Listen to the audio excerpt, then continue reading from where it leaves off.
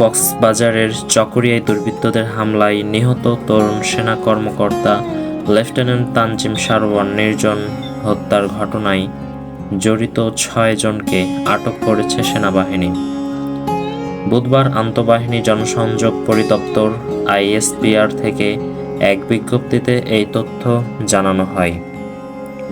আটককৃতরা হলেন মোহাম্মদ বাবুল প্রকাশ, মোহাম্মদ হেলাল উদ্দিন, আনোয়ার হাকিম, আরিফুল্লাহ, জিয়ারুল করিম এবং হোসেন।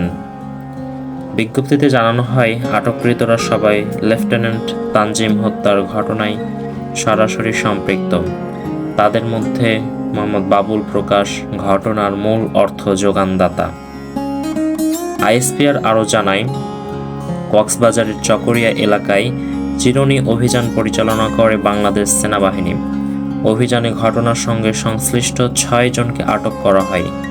আটককৃত সন্ত্রাসীদের কাছ থেকে ২টি দেশীয় আগ্নেয়াস্ত্র, বিভিন্ন ধরনের ১১ রাউন্ড গুলি, হত্যাকাণ্ডে ব্যবহৃত একটি ছুরি, একটি পিকআপ এবং একটি মোটরসাইকেল উদ্ধার করা হয়েছে। প্রাথমিক জিজ্ঞাসাবাদে জানা যায়, আটককৃতদের মধ্যে ৪ জন প্রত্যক্ষভাবে সংঘটিত অপরাধের সঙ্গে জড়িত ছিলেন এবং বাকি ২ জন তথ্য দিয়ে সহায়তা করেছেন। আটককৃতদের মধ্যে মোহাম্মদ বাবুল প্রকাশ এই ঘটনার মূল অর্থ যোগানদাতা। এছাড়াও বাবুল প্রকাশ লেফটেন্যান্ট তানজিমকে প্রাণঘাতী ছুরিকাঘাত করে বলে প্রাথমিক স্বীকারোক্তি প্রদান করেছেন। অন্যান্য আটককৃতদের মধ্যে ডাকাত দলের second in command Mohammad Helal Uddin, গাড়ি চালক মোহাম্মদ আনোয়ার হাকিম, সশস্ত্র সদস্য মোহাম্মদ আরিফুল্লাহ এবং তথ্যদাতা জিয়ারুল করিম ও হোসেন উক্ত ঘটনার সঙ্গে নিজেদের সরাসরি সম্পৃক্ততার কথা স্বীকার করেছেন।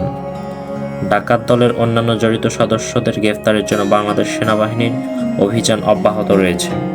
আটককৃত ৬ জনকে চকরিয়া থানা পুলিশের নিকট হস্তান্তর করা হয়েছে এবং সেনা সদস্য বাদী হয়ে চকরিয়া থানায় মামলা দায়েরের কার্যক্রম চলমান রয়েছে। উল্লেখ্য, গত সোমবার দিনগত রাত ৩টার দিকে গোয়েন্দা তথ্যের ভিত্তিতে কক্সবাজারের চকরিয়া উপজেলার ডুলহাজারা ইউনিয়নের পূর্ব মাইজপাড়া গ্রামে ডাকাতি প্রতিরোধ অভিযান পরিচালনা করে সেনাবাহিনী। এই সময় দুর্বৃত্তদের ছুরিকাঘাতে লেফটেন্যান্ট তানজিম সারোয়ার নির্জন শহীদ হন।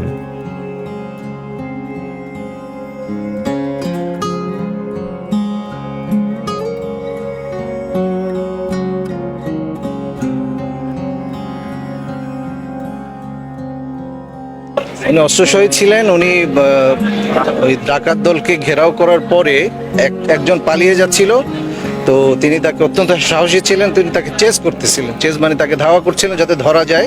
সেই জন্য ওখানে যখন গেলে একটু দূরে যাওয়ার পরে দুষ্কৃতিকারী তার উপরে ছুরি দিয়ে আঘাত করে। ভালো খারাপ জায়গায় লেগেছিল, তার একটা গুরুত্বপূর্ণ ভেইনে লেগে যায়, রক্তপাত হয়েছিল। সর্বোচ্চ চেষ্টা ছিল, বাট আনফরচুনেটলি বাঁচানো যায়নি। আমরা আমাদের অফিসারদের হত্যাকারী হিসেবে যে ব্যক্তি এবং যে দলটা ছিল তাদের বিরুদ্ধে সর্বোচ্চ দেশের আইন অনুসারে সর্বোচ্চ ব্যবস্থা গ্রহণ করার জন্য যা যা করণীয় আমরা সবই করব।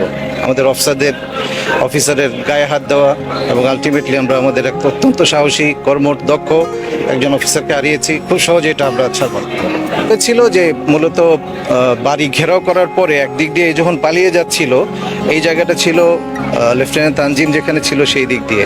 সো ও যখন পালিয়ে যাচ্ছিল সে তাদেরকে ধাওয়া করে ধরার জন্য, যেটা আমরা করে থাকি। আমরা সর্বোচ্চ চেষ্টা করে থাকি। সাহসী ছেলে, সে ওখানে গিয়ে অফিসার তাকে চেস করতে করতে একটু দূরে চলে গিয়েছিল। চলে যায় যখন জাপটে ধরেছিল তখন সে করেছে। এখানে অন্যরা এইখানে ছিল না। অন্যরা যখন টের পেয়েছে যে সে ধাওয়া করছে ততক্ষণে কিছুটা সময় লেগে গিয়েছে।